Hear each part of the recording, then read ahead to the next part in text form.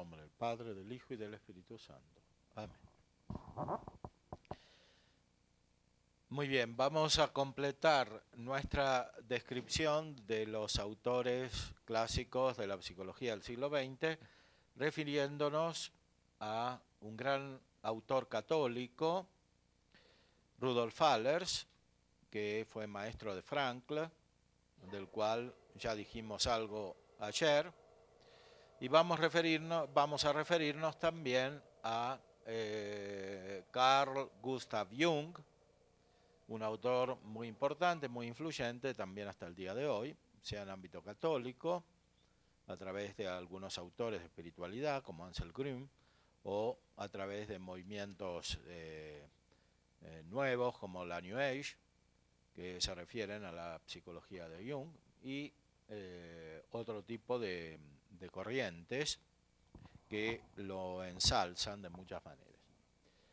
Es importante considerar estos autores no solo por su influjo, sino también para considerar la constitución epistemológica de la psicología, que es siempre problemática, como hemos tratado de analizar hasta aquí.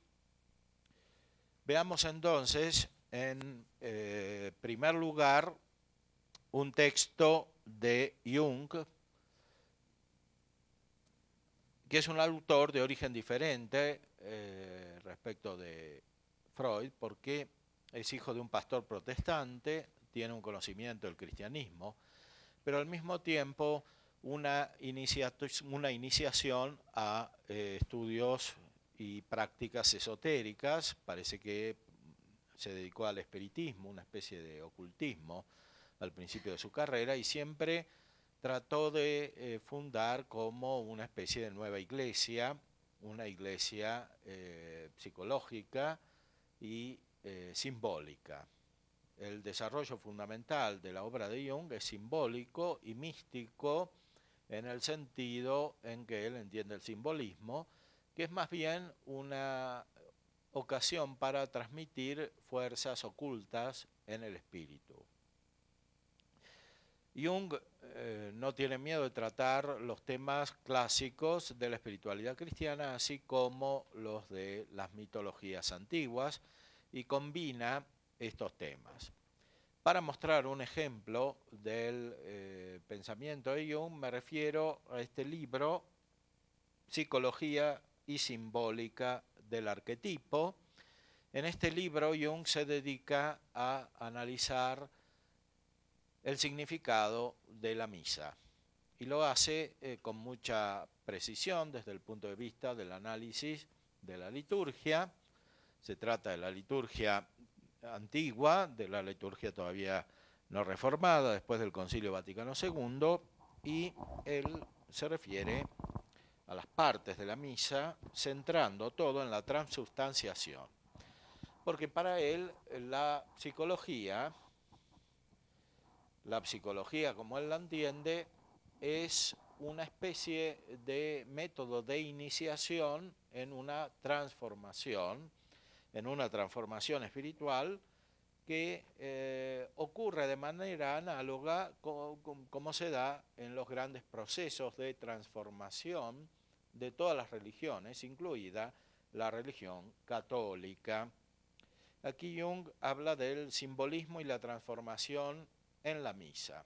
Leo algunos títulos, por ejemplo, la sucesión de acontecimientos en el rito de la transubstanciación, la oblación del pan, la preparación del cáliz, la elevación del cáliz, la incensación de la oblata y del altar, la invocación, la consagración, la gran elevación, la postconsagración, fin del canon, embolismo y fracción, la consignación, la convicción, la recapitulación.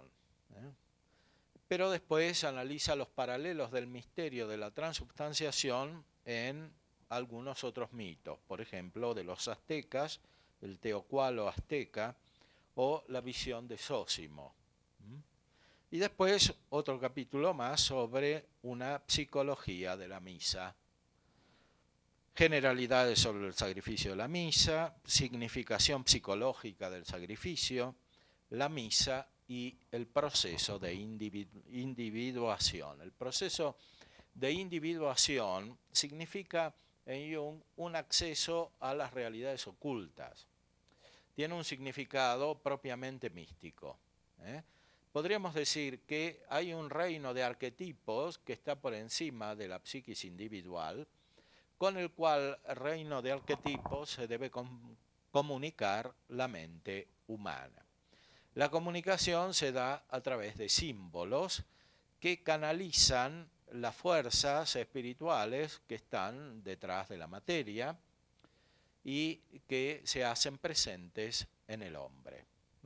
Por eso se trata estrictamente de una iniciación como en las religiones primitivas, en las religiones en las cuales se ejercita la magia, etc. Un proceso de individuación significa un proceso de espiritualización según las fuerzas espirituales ocultas detrás de los símbolos.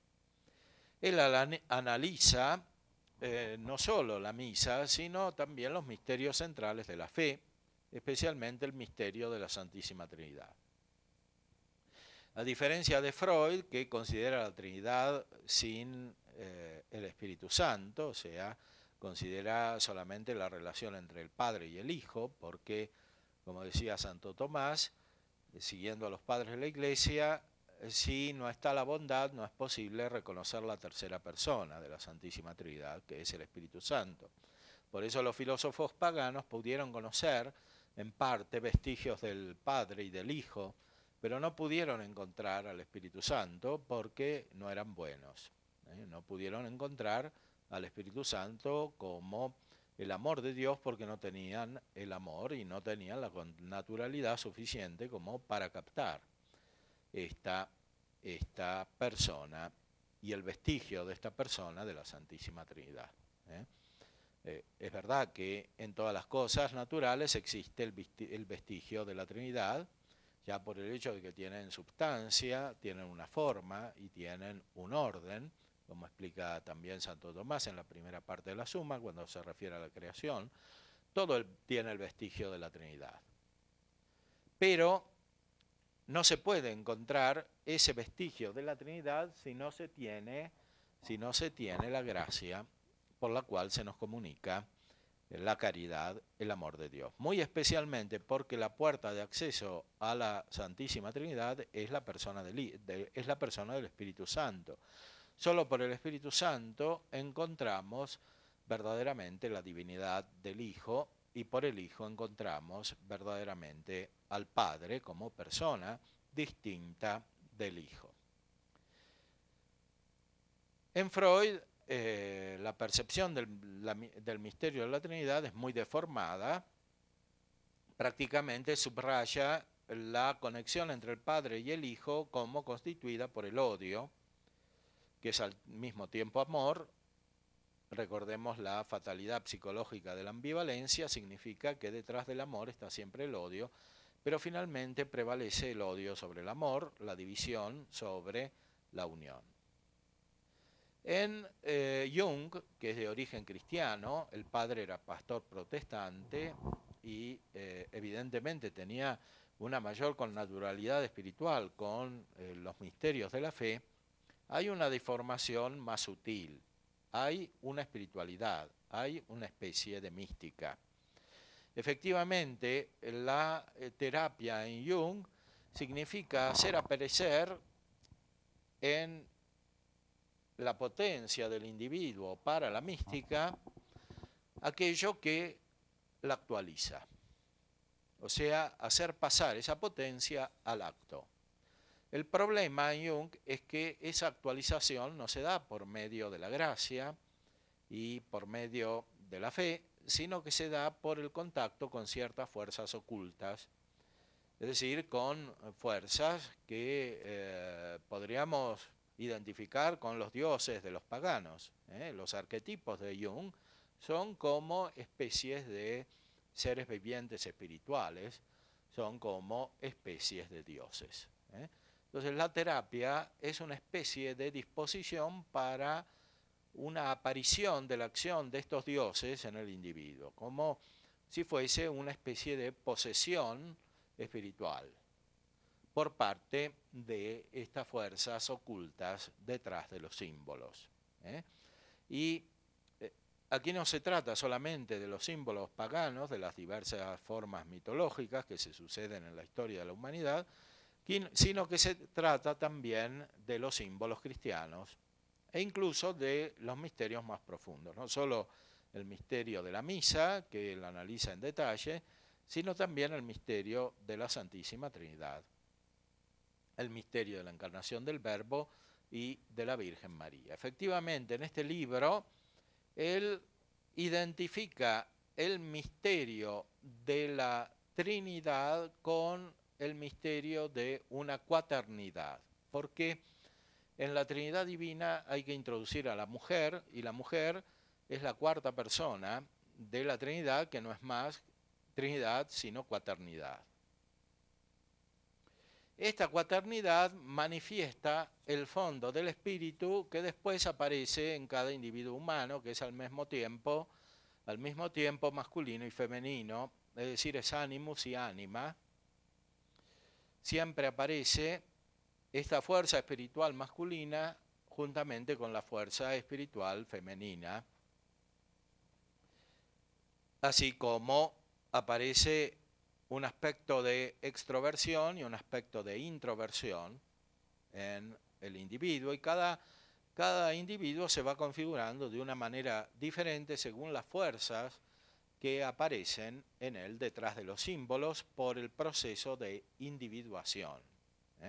Entonces, estrictamente hablando, la doctrina de Jung es esotérica y mística, pero no mística en el sentido de la mística cristiana, de la cual hablaremos a continuación, refiriéndonos a San Juan de la Cruz, sino en un sentido muy diferente, en el sentido de todas las fuerzas que actúan sobre el universo más allá de la materia.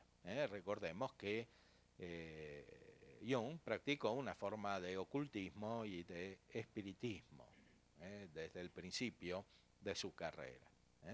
En este sentido, la terapia de Jung o el análisis de Jung puede provocar una deformación más profunda todavía que la de Freud, en el sentido de que produce un estado de exaltación espiritual muy difícil de controlar y de revertir. Mientras que la terapia de el psicoanálisis de Freud produce una especie de estaticidad mental, produce una especie de retraso mental en el crecimiento espiritual, porque establece una especie de esquematismo trascendental de tipo kantiano, que en el fondo es una forma fija de usar la imaginación, que impide el uso de la razón adecuado y la evolución de las imágenes necesarias para el crecimiento en la vida intelectual. En Jung hay una especie de exaltación inmediata de la propia espiritualidad por medio de una especie de comunión esotérica con fuerzas espirituales superiores. Por eso hay como una especie de preparación más inmediata a una manipulación por parte de fuerzas ocultas superiores negativas. Veamos un ejemplo de lo que acabamos de decir. Dice, cuando habla de la misa es un misterio aún vivo, cuyos comienzos se remontan a la primera época del cristianismo. Es superfluo destacar que debe su carácter viviente, entre otras cosas, a una indudable eficacia psicológica que la convierte en un adecuado objeto de estudio para el psicólogo. Es evidente que éste solo puede examinar el tema desde el punto de vista fenomenológico. Las realidades de la fe están más allá del campo psicológico. Mi exposición se divide en 4 partes. En la introducción se encuentran algunas referencias asientos fuertes de la misa que aparecen en el Nuevo Testamento y luego algunas observaciones sobre la estructura y significado de esta. En la segunda parte hago una corta exposición del curso de la cortesía ritual. En la tercera me ocupo del antiguo paralelo pagano, del simbolismo cristiano del sacrificio y la transformación, las visiones de Zósimo. En la cuarta parte, finalmente, intento un examen psicológico del sacrificio y de la transformación. Es importante captar a qué nivel de profundidad entra Jung.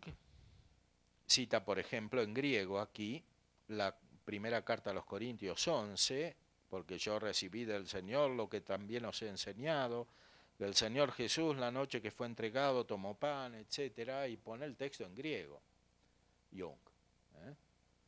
Pero al mismo tiempo conecta esta afirmación de la Sagrada Escritura con todos los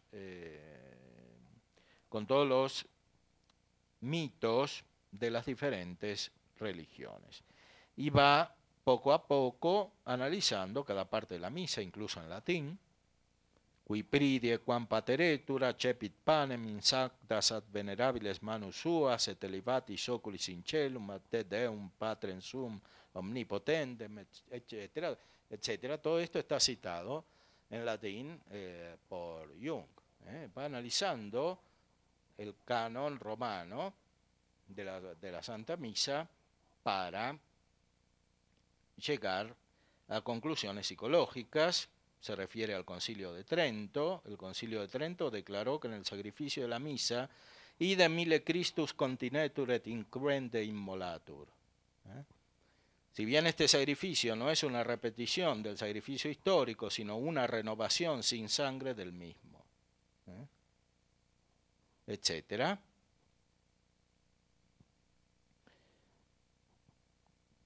Pero después de analizar con tanta precisión, se refiere a este mito azteca.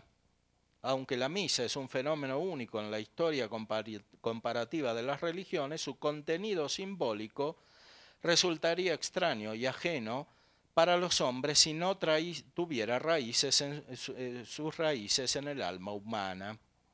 Pero en este caso es de suponer que en la historia del espíritu o en el mundo mental pagano de aquella época existirían similares conexiones simbólicas. Como lo muestra la oración supraque, el texto mismo de la misa remite a las prefiguraciones que aparecen en el Antiguo Testamento y por este camino indirectamente al simbolismo del sacrificio en general.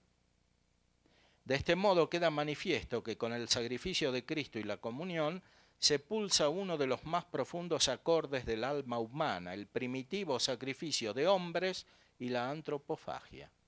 Es decir, de nuevo lo que estaba ya en Freud, pero de una manera más profunda, porque Jung es mucho más sutil. O sea, no es brutal como Freud, cuando analiza en Totem y Tabú la relación entre el padre y el hijo desde una perspectiva judaica. Aquí se trata de una perspectiva cristiana. Es una deformación intrínseca de la mística.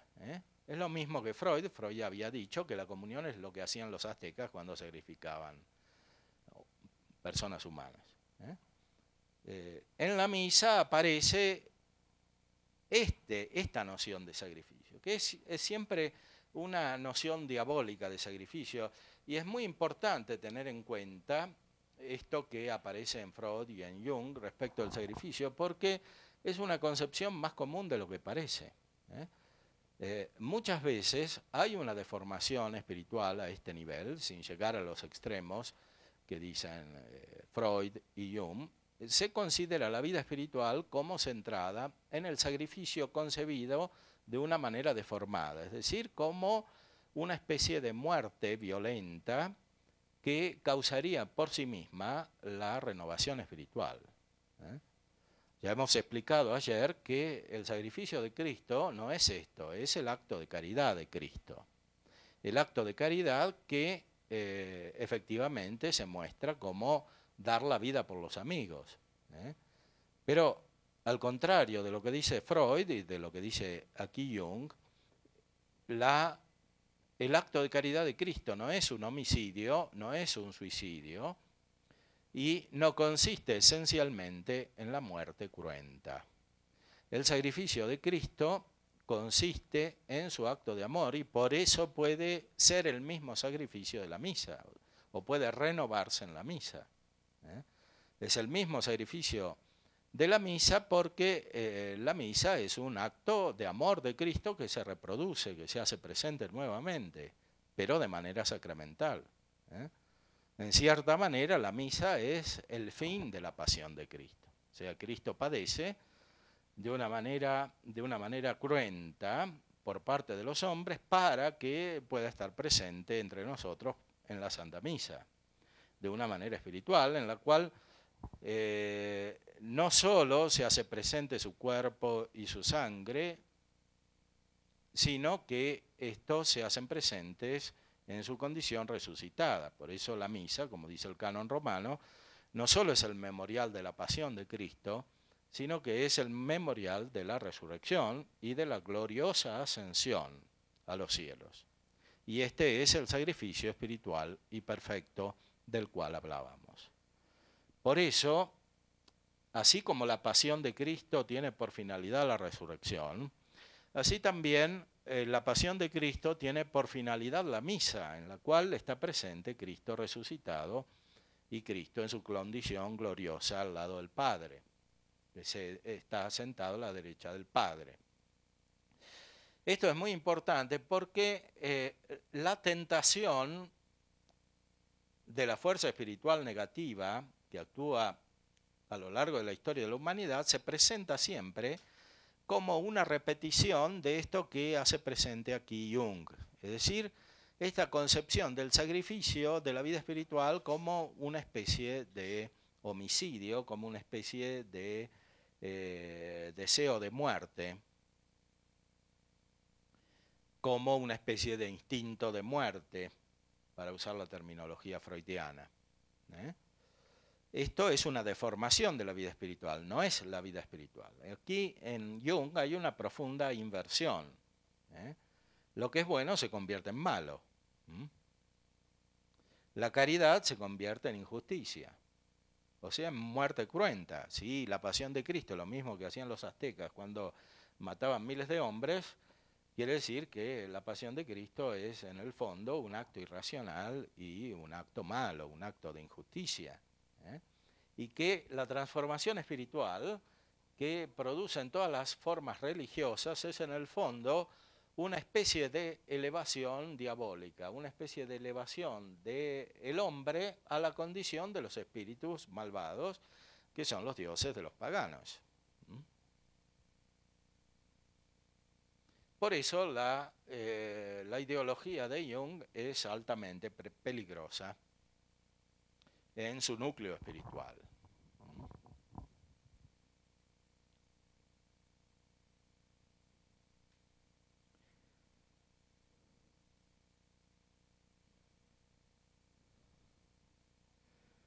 Por eso nos resulta sorprendente que en un campo ajeno indudablemente a todo contacto con la cultura antigua encontremos ritos muy semejantes a las prácticas cristianas. Me refiero en general, en especial al rito azteca del teocualo, la manducación del dios, que fue transmitido por Fray Bernardino de Sahagún, quien inició su actividad misional entre los aztecas 8 años después de la conquista de México en 1529.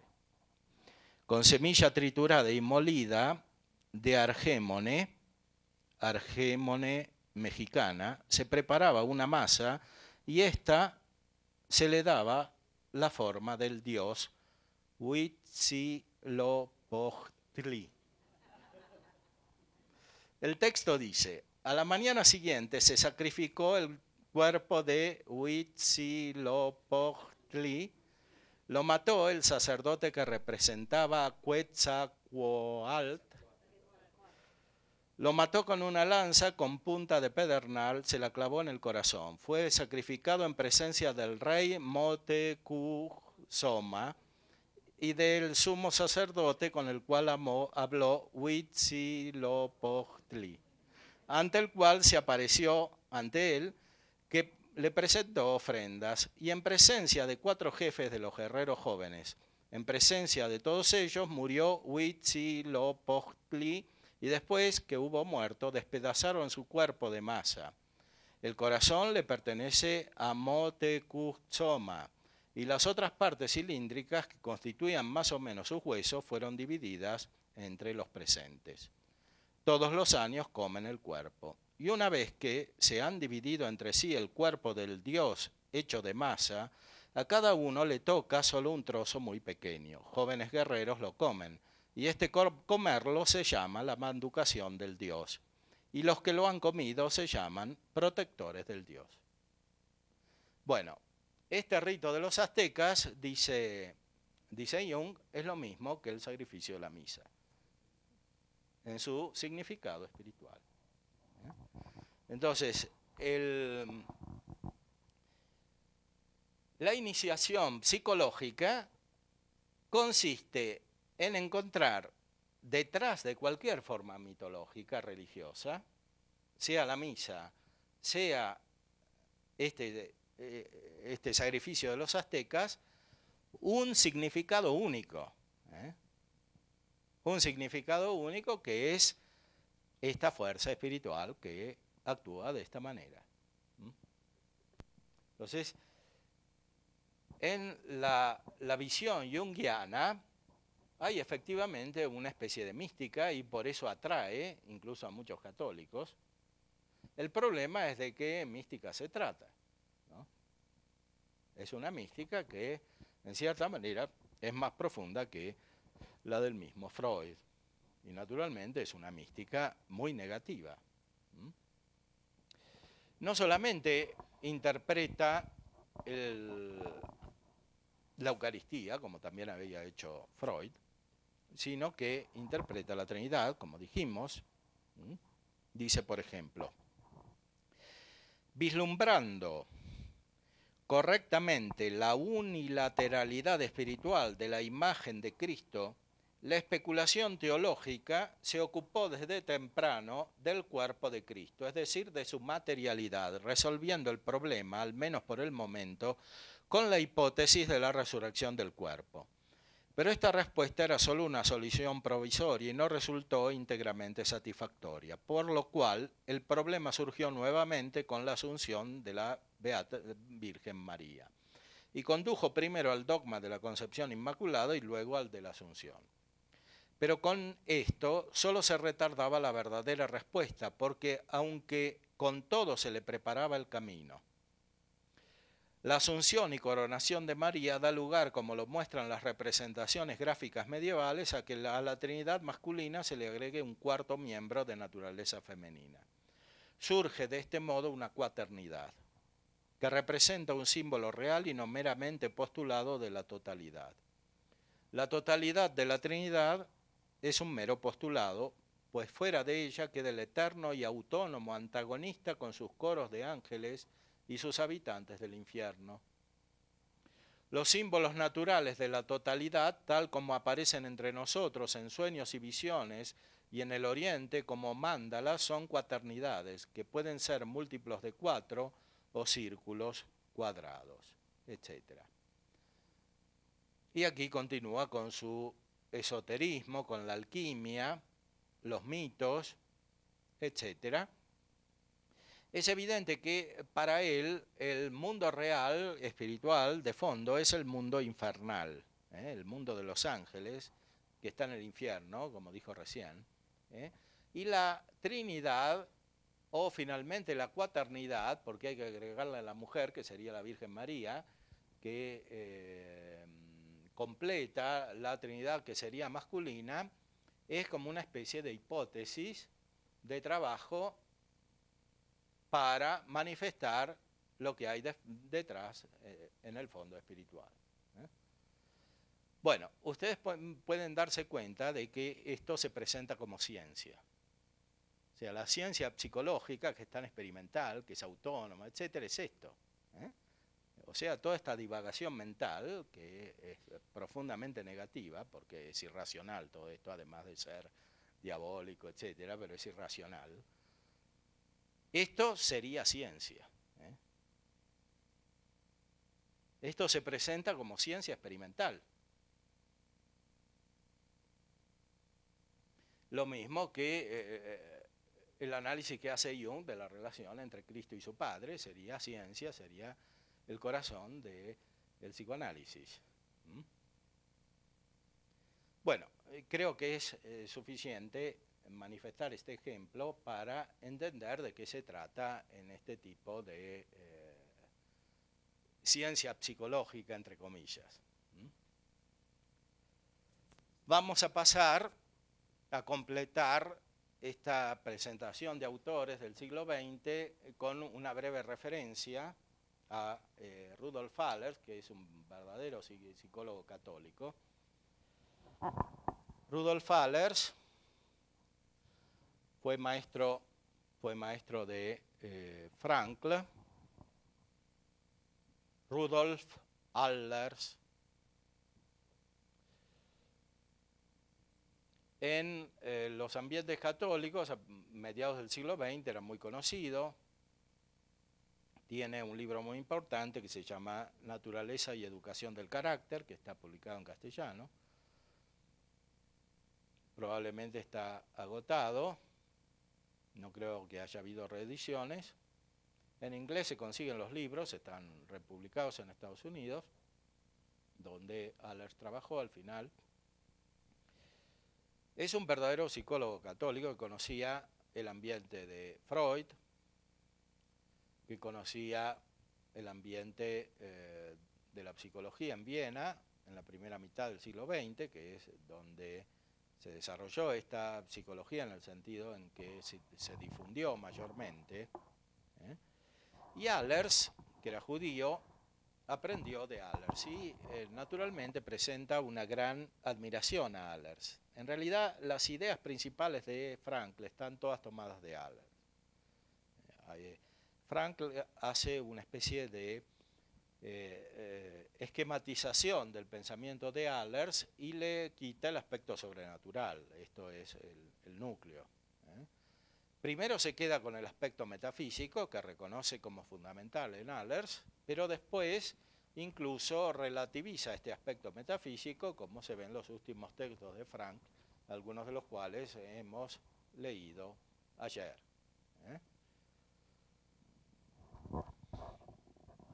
Fíjense cómo presenta con admiración el pensamiento de Allers en un artículo que está en este mismo libro, Logoterapia y Análisis Existencial.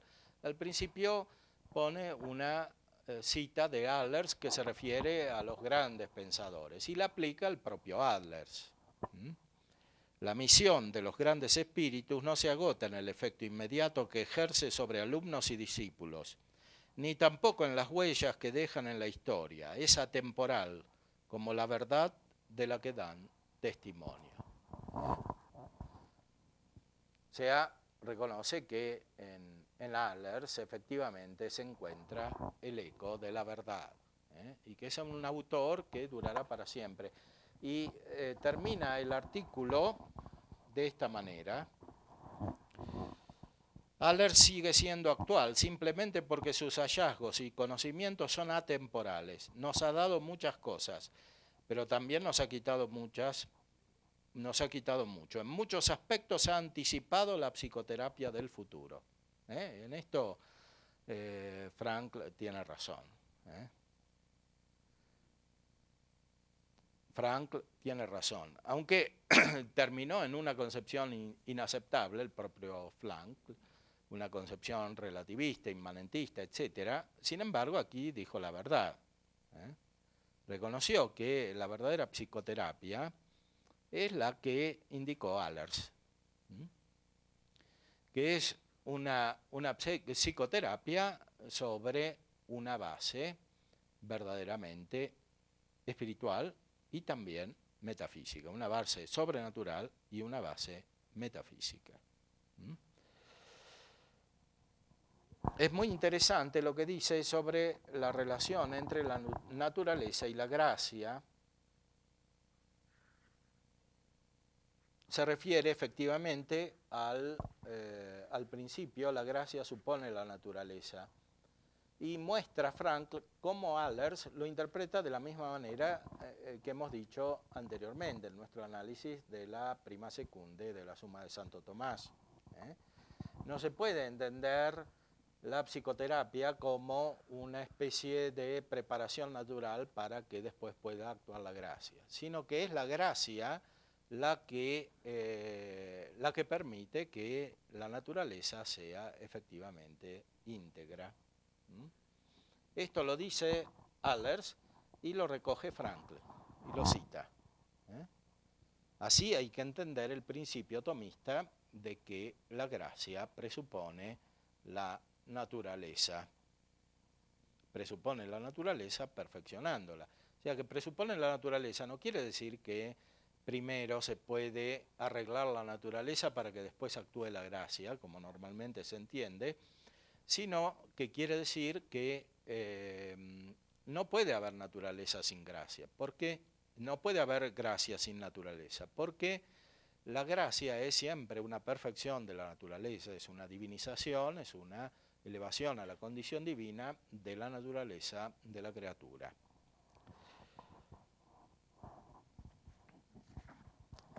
Veamos, por ejemplo,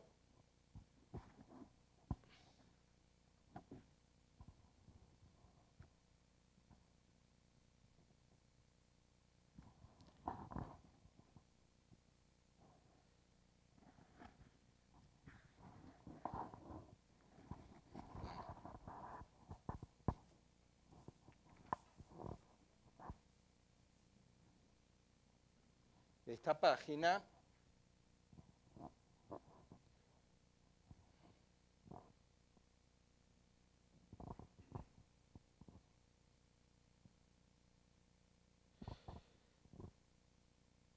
Allers va más allá. Está citando un texto. El paso de las potencias a los actos, al hablar con los términos de la escolástica, es la esencia y el sentido de la vida humana.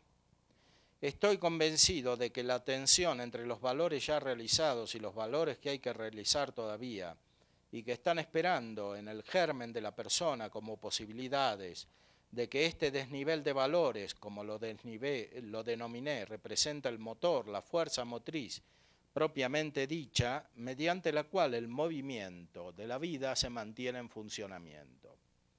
Si una persona hubiera realizado completamente las posibilidades de valor que tiene esbozadas en sus profundidades, la vida debería detenerse, esta debería morir. Pienso que por eso muchos santos se mueren jóvenes. Consideremos la vida de San Luis de Gonzaga, de San Juan Bergmans, de Santa Teresa del Niño Jesús, o la vida muy santa de sus hermanas de la orden, que no fueron canonizadas, como María de la Santísima Trinidad, debe ser Isabel de la Santísima Trinidad, o Angélica de Jesús, o la de muchos otros más. ¿No tenemos la evidente impresión de que a estas personas ya no les quedaba nada más que hacer aquí en la tierra, como si hubieran realizado todo lo que les es posible realizar? ¿Y de qué tantos de estos santos jóvenes habrían muerto con sufrimientos muy grandes por este aguante del dolor y de la enfermedad? Era lo último que les faltaba por realizar. De nuevo podemos asombrarnos de los matices y de la profundidad del idioma. De estas personas el idioma dice que fueron perfectos tempranamente, etc.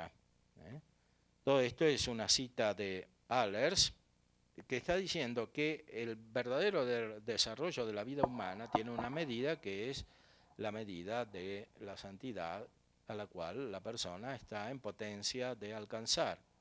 Esto no quiere decir que la mayoría de las personas efectivamente la alcancen.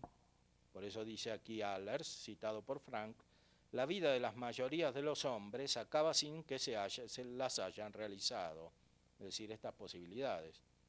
No obstante, mientras viva una persona, existen en él valores para realizarlos. para ser realizados, etc. Esto quiere decir que lo más profundo de la vida humana es ciertamente una potencia, y es finalmente una potencia para la gracia, y no solo para la gracia como algo estático, sino a la gracia en su desarrollo y finalmente en su forma definitiva, en su forma plena, perfecta. Por eso no se puede considerar la salud y la enfermedad psíquica sin una visión superior, sin una visión superior que considere la eficacia de la gracia sobre la naturaleza. Hasta el punto que, según Frankl, que cita a Allers, la dirección espiritual puede producir la curación de la neurosis. Efectivamente, dice, citando a Allers, todavía no he visto ningún caso de neurosis en el que no se hubiera revelado como último problema y como último conflicto una cuestión metafísica, si así se quiere llamar, y resuelta la cuestión por la postura del hombre en general, siendo indiferente que se trate de una persona religiosa o no religiosa, católica o no católica. Tal vez esté relacionado con esto el interés filosófico que se ha observado a menudo de estas personas neuróticas. Es falso que se quiera ver, como sucede bastantes veces en esta problemática metafísica del nuevo, un enmascaramiento de otras cuestiones o la expresión de ciertas actitudes. Es decir, el problema que hay detrás de la neurosis es un problema metafísico. En todos, sea en los que tienen una religiosidad desarrollada o explícita, sea en las que no la tienen.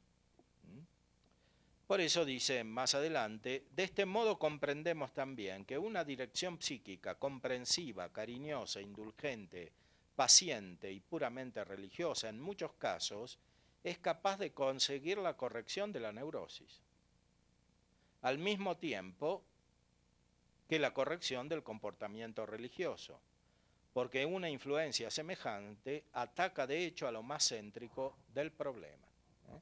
Es decir, la dirección espiritual es una terapia metafísica, pero además de ser una terapia metafísica y principalmente es una terapia según la gracia. La gracia que supone la naturaleza y que perfecciona la naturaleza. Por tanto, esto es nada menos que Frankl, que cita a Allers. O sea, la dirección espiritual es capaz de curar la neurosis. Recordemos que en ese libro principal, que es La naturaleza y la educación del carácter, Allers dice que solo el santo está más allá de la neurosis. O sea, todos hasta que no somos santos somos neuróticos.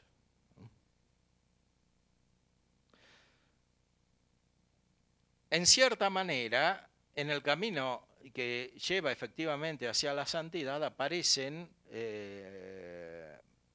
los rasgos neuróticos de una manera más explícita, porque efectivamente para ser neurótico hay que ser inteligente. Esto es algo que subrayan todos los autores que hemos visto. O sea, la psicología no es para gente anormal, decían los primeros discípulos de Freud, hay que tener un cierto carácter moral, hay que tener un cierto desarrollo intelectual, porque es efectivamente un método para desarrollar la razón. Y después el gran maestro de Allers, que es Alfred Adler, subraya también el carácter intelectual de la neurosis. O sea, el neurótico es un estratega, es un racionalista, es uno que busca un fin artificial que él mismo se fabricó, que es su propia superioridad en la imagen que se forma delante de los demás, a través de múltiples caminos. Caminos masculinos, caminos femeninos, que están al final al servicio de la superioridad, que es siempre masculina. Pero que la superioridad sea masculina, dice Adler, es justamente la neurosis. O sea, el neurótico considera a la mujer como inferior. Y la mujer neurótica también se considera como inferior y considera lo superior como lo masculino. Y lo intenta probar incluso por métodos femeninos. Pero para hacer todo eso hay que usar la razón. Por eso el neurótico es uno que usa la razón. Y como dice aquí Allers, citado por Frank, es necesario que haya una cierta capacidad metafísica. Ahora, está claro que esa capacidad metafísica se puede desarrollar de muchas maneras. Los grandes errores y los grandes males de la humanidad dependen de una mala actualización de esa capacidad metafísica. Pensemos en la filosofía de Hegel. Hegel tiene una gran capacidad metafísica. Una gran capacidad metafísica mal desarrollada. Es probable que Hegel se haya convertido al catolicismo y después se haya alejado del catolicismo. Hegel no es como Kant, es mucho más profundo. ¿Por qué tiene tanto influjo Hegel? Influjo de muchas maneras. Por ejemplo, el marxismo es Hegel. ¿Por qué el marxismo tuvo tanto influjo en la historia de la humanidad? A pesar de ser materialismo y aparentemente un pensamiento poco profundo, porque se dedica al análisis de las relaciones económicas entre las clases sociales, etcétera, porque detrás hay una especie de mística. ¿Y de dónde viene la mística del marxismo? La mística del marxismo viene de Hegel. Y la mística de Hegel viene del contacto con la religión católica, es decir, con la metafísica. Hegel es un metafísico deformado. Entonces, estos psicólogos de los cuales estamos hablando aquí, por ejemplo Jung, o Freud, o ahora Frankl, tocan efectivamente un punto central de la vida humana, del ser humano, de la persona, que es su capacidad metafísica, que finalmente es una capacidad mística, porque la metafísica en el orden natural también es mística. En Aristóteles, que es el gran metafísico de la humanidad antes de la filosofía cristiana, en Aristóteles la metafísica es mística. Por eso dice Aristóteles en la metafísica que Dios es feliz siempre, Dios es conocimiento de conocimiento. Dios no es feliz como nosotros a veces. Nosotros a veces somos felices cuando Dios nos comunica su conocimiento. Y el fin de toda la vida moral es esta felicidad. Es el libro 10 de la Ética Nicómaco de Aristóteles. Y ahí dice que Dios es amigo de los hombres. Porque Dios es amigo de los hombres, comunica su felicidad. Solo que la felicidad de Dios la podemos tener algunas veces nada más. No siempre. Como la tiene Dios. Esto es mística. Porque evidentemente Aristóteles está hablando de una experiencia propia. O sea, el filósofo hundido en todo el paganismo, el politeísmo de la antigüedad, en toda la fuerza de los demonios que aparecían detrás de los dioses, como dice San Pablo, que los dioses de los paganos son los demonios, atrás de todo eso había como destellos de la luz divina, ¿no? En parte aparece esto en Platón, en parte y más perfectamente aparece en Aristóteles. El conocimiento de Dios, que era una maravilla, en medio de tanta oscuridad. Eso es mística. Es una capacidad mística natural.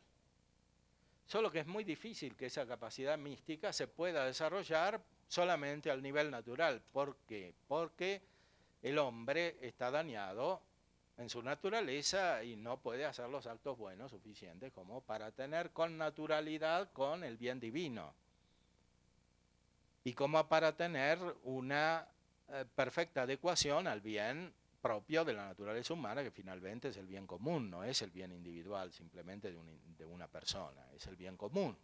Para eso hay que ser bueno y no se puede ser bueno sin la gracia. Ese es el problema. Entonces es muy difícil que se pueda desarrollar adecuadamente la capacidad mística fuera de la revelación. Efectivamente, el sentido de la revelación es este. No es solamente transmitir verdades, que la revelación efectivamente transmite, es también transmitir una experiencia. La Dei Verbum del Concilio Vaticano II dice que crece el conocimiento en la Iglesia por la experiencia de los santos. Usa efectivamente la palabra experiencia. Esa experiencia es la experiencia espiritual, es la experiencia mística en el sentido más propio del término. Por eso la psicología tiene éxito. Es como el marxismo, y a veces se combinan, ¿no? Pensemos en Marcuse, el de la Revolución del 68. Ahí está el marxismo con Heidegger, con Freud, con Hegel. ¿Por qué se combina todo esto? Porque el hombre tiene una capacidad no solo metafísica, mística en el sentido sobrenatural. O sea, hay una potencia para la mística sobrenatural. Lo cual no quiere decir que siempre sea actualizada. Y no es verdad lo que dice Rahner, que cualquier desarrollo humano finalmente en el existencial sobrenatural es místico y es una realización de la potencia obediencial del hombre. No, la potencia obediencial del hombre se realiza de una manera muy específica, que es una experiencia espiritual en la cual se comunica con la vida de las personas.